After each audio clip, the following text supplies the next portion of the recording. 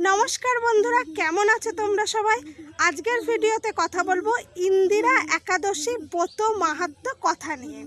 ইন্দিরা একাদশী ব্রত মাহাত্ম্য।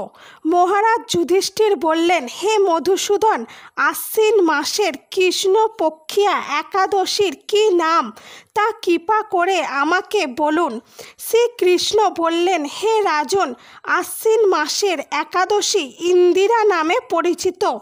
এই ব্রত প্রভাবে মহাপাপ বিনষ্ট হয়, এমনকি কর্মবিপাকে যারা নিম্নজনী লাভ করেছেন সেই পূর্বপুরুষদেরও উত্তম গতি লাভ হয়।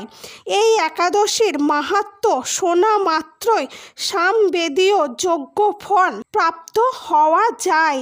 হে রাজন, মহিষ্মতি নগরে ইন্দ্রসেন নামে এক প্রসিদ্ধ রাজা ছিলেন। ধর্মবিধি অনুসারে রাজ্য পালনে তিনি বিশেষ খ্যাতি সম্পন্ন ছিলেন। তার বিপুল ধনসম্পত্তি ছিল। পুত্র পৌত্রাদি সহ তিনি সুখে রাজ্য পরিচালনা করতেন। বিষ্ণু ভক্ত পরায়ণ সেই রাজা নিরন্তর শ্রী গোবিন্দ নাম গানে মগ্ন থাকতেন। একদিন রাজা সুখে রাজসভায় বসে আছেন। এমন সময় দেবর্ষি নারদ স্বর্গ থেকে সেখানে এলেন। তাকে দর্শন করে রাজা হাত জড়ো করে উঠে দাঁড়ালেন। দণ্ডবৎ প্রণাম করে মুনিকে আসন, পাদ্য, অর্ঘ্য ইত্যাদি ষোড়শোপচারে পূজা নিবেদন করলেন। তারপর বললেন, হে মুনিবর, আপনার দর্শন মাত্র আমার যাবতীয় যজ্ঞফল লাভ হয়েছে। এখন আপনার আগমনের কারণ জানিয়ে আমাকে কৃতার্থ করুন। দেবর্ষি নারদ বললেন, হে মহারাজ, অতি বিস্ময়কর এক কথা শ্রবণ করুন। আমি এক সময় যমলোকে গিয়েছিলাম। সেখানে যমরাজের সভায় বহু পুণ্যকারী আপনার পিতৃকে দেখলাম। ব্রত ভঙ্গ পাপে তাকে সেখানে যেতে হয়েছে। হে রাজন, আপনার পিতা যে সংবাদ প্রেরণ করেছেন আমি এখন তা আপনাকে বলছি। তিনি বললেন, হে ঋষিবর, মহিষ্মতির ইন্দ্রসেন রাজা আমার পুত্র।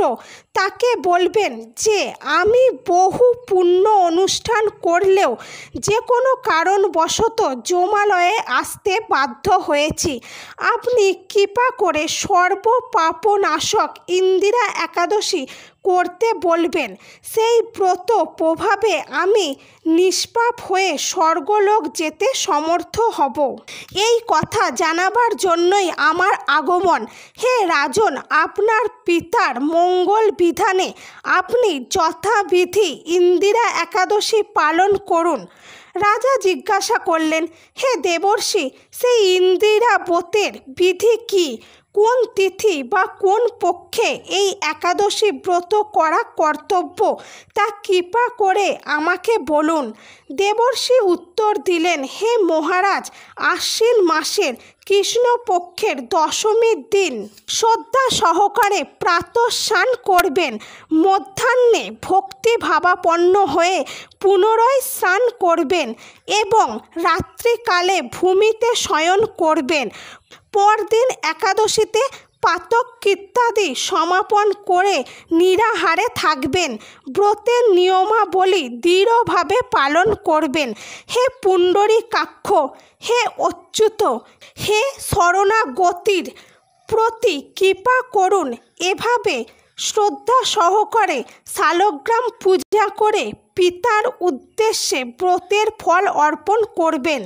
দ্বাদশীর দিন সকালে ভক্তি ভরে শ্রী গোবিন্দের পূজা করে ব্রাহ্মণ ভোজন করিয়ে অবশেষে নিজে মহাপ্রসাদ গ্রহণ করবেন। হে রাজন, বিধি অনুসারে শ্রীহরি এবং ভক্তদের অর্চন করলে আপনার পিতৃবর্গ মুক্তি লাভ করে শীঘ্রই বৈকুণ্ঠে গমন করবেন। রাজাকে এই উপদেশ দিয়ে দেবর্ষি নারদ প্রস্থান করলেন।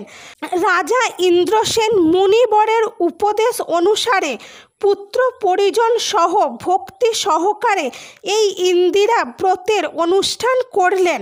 তখন দেবলোক থেকে পুষ্প বৃষ্টি হতে লাগলো এবং তার পিতাও বিষ্ণুলোক গমন করলেন। তারপর রাজা ইন্দ্রসেন নিজ পুত্রকে রাজ্যভার অর্পণ করে নিজেও বিষ্ণুলোক ফিরে গেলেন। এই ইন্দিরা একাদশীর মাহাত্ম্য পাঠ ও শ্রবণে মানুষ সকল পাপ মুক্ত হয়ে বিষ্ণুলোক প্রাপ্ত হয়। তো এই হচ্ছে ইন্দিরা একাদশী ব্রত মাহাত্ম্য কথা। তো ভিডিওটা ভালো লাগলে অবশ্যই একটা লাইক করে দিও, চ্যানেলটাকে সাবস্ক্রাইব করে পাশে থেকো। সবাই ভালো থেকো, সুস্থ থেকো। রাধে রাধে।